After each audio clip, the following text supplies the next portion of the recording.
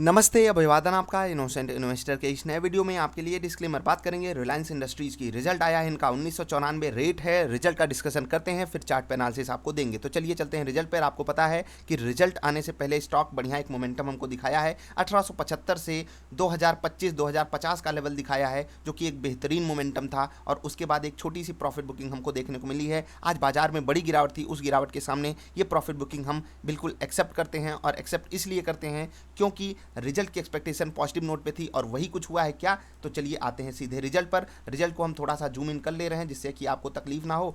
आप वीडियो की क्वालिटी 720 पे कर लेंगे तो थोड़ा सा डेटा ज़्यादा जाएगा, लेकिन आपको अच्छे से चीज़ें समझ में आएगा। ठीक है, कैसी लगी बोली। तो चलिए आगे बढ़ते हैं, एक एक चीज़ समझेंगे तो बहुत ध्यान से। सिचुएशन अंडर कंट्रोल है क्या, देखो कुछ खास यहाँ पर बताने को है नहीं, मैंने आपको सब कुछ सिखा दिया है। तो आप यहाँ पर समझ जाओगे कि टोटल इनकम को हमको अगर देखना है तो यहाँ से हम देखेंगे रेवेन्यू फ्रॉम ऑपरेशंस 1,54,000 करोड़ रुपए ये कंपनी कमाई। जस्ट पिछले क्वार्टर से बेहतरीन जंप हमको देखने मिला। लेकिन एक सबसे बेहतरीन चीज़ ये कि 31 मार्च 2020 जब हम लॉकडाउन झेल रहे थे, उस वक्त जो इनको डेंट पड़ा था, उस डेंट से यहाँ पर हमको एक बहुत बड़ा जंप देखने को नहीं मिला है। लेकिन फिर भी इस चीज़ को हम एक्सेप्ट करते हैं। एक साल में स्टॉक के प्राइस में कुछ खास मोमेंटम हम नहीं एक्सपेक्ट कर सकते ऐसी रेवेन्यू ग्रोथ पर। क्यों, देखो ये चीज़ कुछ लोगों को पसंद आ सकती है, लेकिन मुझे नहीं पसंद आई। क्यों, क्योंकि इस 31 मार्च 2020 के रिजल्ट में हमने एक लॉकडाउन का पीरियड झेला हुआ है।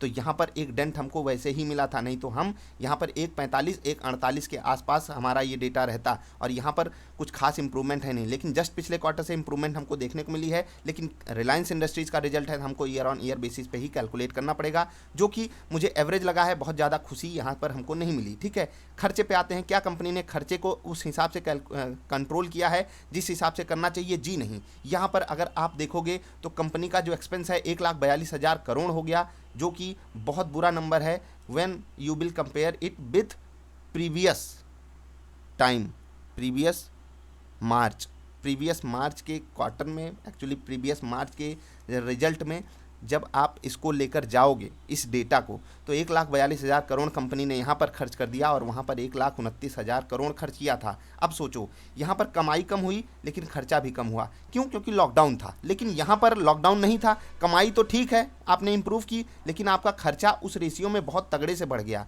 अब ये खर्चा बढ़ जाना, जी हाँ, ये खर्चा बढ़ जाना थोड़ा सा हायर साइड पे है। क्योंकि अगर आप यहाँ पर देखोगे तो क्लोज टू आपका कितना 11,000 12,500, जी हाँ 12,500 करोड़ का कंपनी का खर्चा बढ़ गया।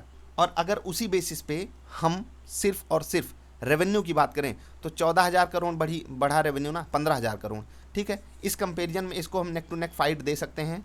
आई होप आप बात को समझ रहे होगे। तो चलिए थोड़ा सा क्लियर करते हैं और हम थोड़ा सा अब अन्य चीज़ों पे चलेंगे। देखिए ये हम आपके सामने कंसोलिडेटेड रिजल्ट पेश कर रहे हैं, जिसमें आपको रिटेल का रिजल्ट, जियो का रिजल्ट, मतलब हर एक चीज़, अभी उस पर भी चलेंगे, उनकी कैसी परफॉर्मेंस रही है। मतलब कंपनी अपने खर्चे को कंट्रोल नहीं कर पाई। जस्ट पिछले क्वार्टर से अगर हमको यहाँ पर इंप्रूवमेंट देखने को मिल रहा है रेवेन्यू में, तो आप देख लीजिए खर्चा कितना भयंकर बढ़ा है कंपनी का, यानी कि कॉस्ट ऑफ मटेरियल बहुत भयंकर तरीके से बढ़ा है। ठीक है, उस पर हम डिस्कशन कम करेंगे। आप यहाँ पर देख लीजिए 53,000 करोड़ के मुकाबले 66,000 करोड़, ये एक बड़ा नंबर है। फ्यूचर ग्रुप हो सकता है थोड़ा सा बोझा बन रहा हो रिलायंस के ऊपर, let's hope for the best कि ऐसा कुछ नहीं हो। लेकिन हमारे सामने जो सबसे बड़ी चीज़ आती है कि एम्प्लॉय बेनिफिट एक्सपेंस पे कंपनी ने कितना खर्चा किया।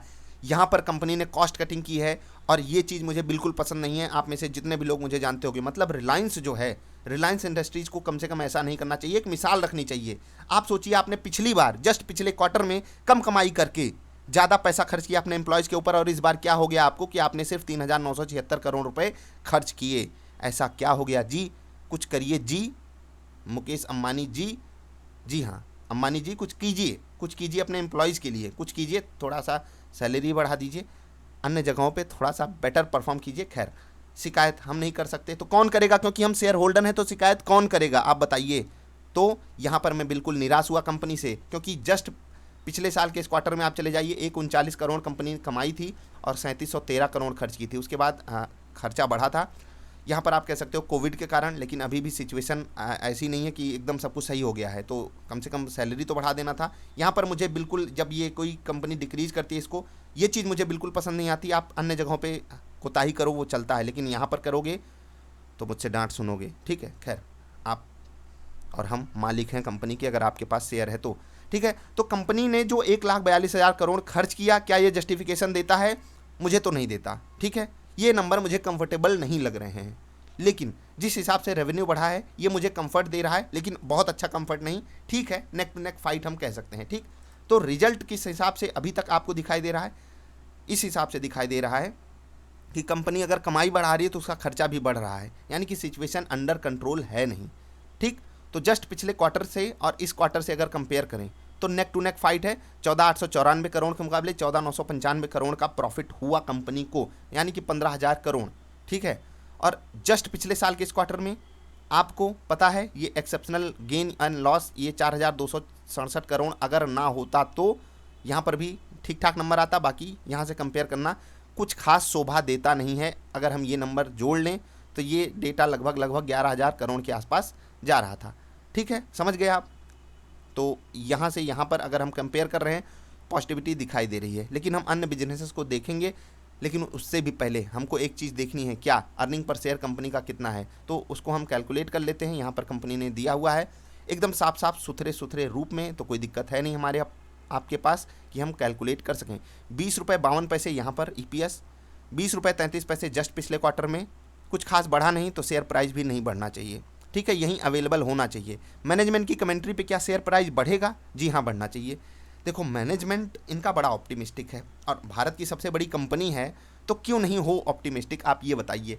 जो कंपनी एक अच्छी परफॉर्मेंस करके यहाँ तक पहुँची है, ऑफकोर्स सी बात है अच्छी परफॉर्मेंस की होगी, इसीलिए इंडिया की नंबर 1 कंपनी बन गई साइज़ में, ऑफकोर्स सी बात है उनको ऑप्टिमिस्टिक तो होना ही पड़ेगा। जब हम इंडिया पे ऑप्टिमिस्टिक हैं तो रिलायंस पे क्यों नहीं होंगे? जब आप इंडिया की स्टोरी पे गेम खेल सकते हो तो रिलायंस पे क्यों नहीं? तो रिजल्ट मुझे अच्छा लग रहा है, लेकिन कहते हैं ना कि रिलायंस से कुछ बेटर उम्मीद होती है, इसलिए मुझे बहुत एंथुजियाज़म नहीं मिल रहा है। चलो भाई एकदम खुश हो जाते हैं, डांस वांस करने लगते हैं पार्टी वाला गाना बजा करके कि नहीं नहीं रिलायंस का शेयर है, रिजल्ट आ गया, खुश हो जाओ। तो क्या शेयर नहीं बढ़ सकता?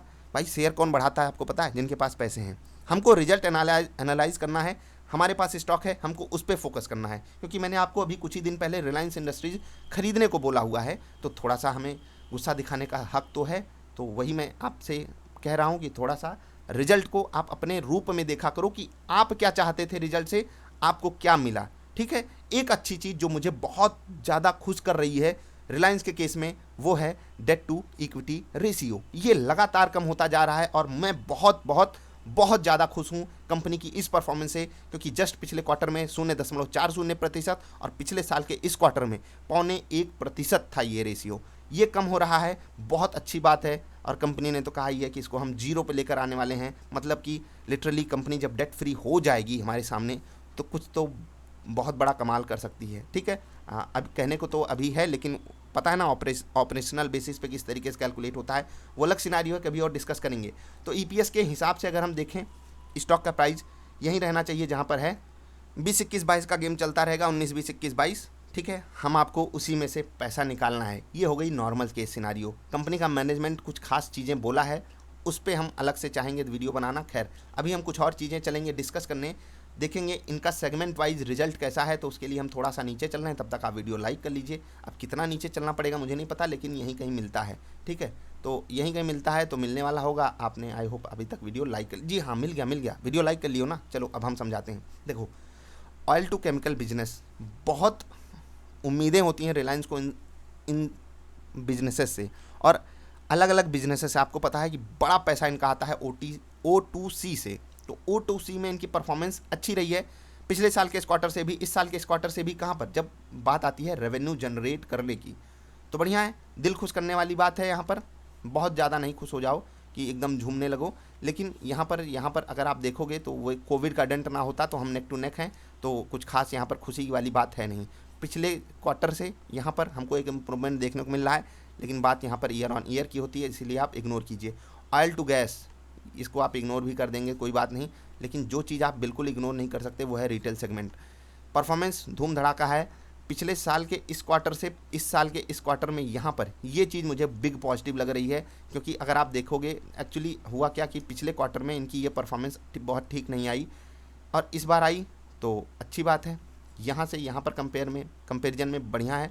पिछले साल के इस क्वार्टर से अगर आप कोविड का वो जोड़ भी लेते तो 42-43 आता, वहाँ से बेहतरीन जंप हमको देखने को मिला है, बढ़िया है। लेकिन निराश किसने किया? निराश किया इनके प्यारे जियो ने। अब जियो ने क्यों निराश कर दिया आपको पता है, कई सारी चीज़ें हैं, कई सारे फैक्टर्स हैं, लेकिन पहले हम डिस्कस करते हैं डेटा। 22,628 करोड़ ये कंपनी की कमाई हुई 23,678 करोड़ के मुकाबले, और पिछले साल के इस क्वार्टर से हमको जो जंप देखने को मिला, ये तो जियो के केस में अगर नहीं देखने को मिलेगा तो कहाँ देखने को मिलेगा? असली कमाई तो हमको लगता है कि आप आसपास किसी से पूछिए, सबको लगता है कि भाई जियो ही कमा रहा है, क्योंकि सबके पास जियो का सिम है, ठीक। लेकिन कंपनी को डेंट कहाँ पर झेलना पड़ रहा है?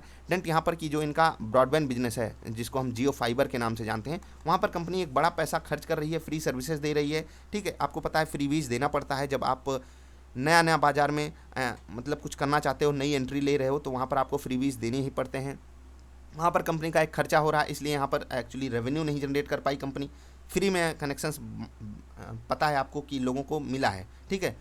अब यहाँ पर एक चीज़ आप ये समझिए कि कंपनी वहाँ बाद में कमाई करेगी, तो इसको हम बहुत बड़ी चोट नहीं जान सकते। लेकिन जो दूसरी चीज़ है वो है आंदोलन वगैरह जो हो रहा था, वहाँ पर जियो के खिलाफ बहुत सारे नारेबाजी हुई, कुछ स्टेट्स में दिक्कतें भी आई, इनके टावर्स में कुछ इधर उधर हुआ, लेकिन एक्चुअली उन सब चीज़ों से कुछ खास फ़र्क पड़ता नहीं है।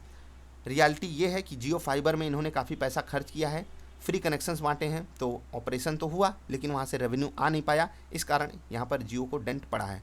अन्य सर्विसेज में अदर्स को हम अगर यहाँ पर ले लें तो बहुत सारी कंपनियाँ आ जाती हैं, बहुत सारी चीज़ें आ जाती हैं। यहाँ पर हमको एक बढ़िया बहुत ही बढ़िया अदर इनकम में कह सकते हैं ना, कंपनी का जो अदर प्रॉफिट हुआ है 10 से सीधे 20 आया है, तो इससे बहुत खुश मत हो जाना, ये सब चलता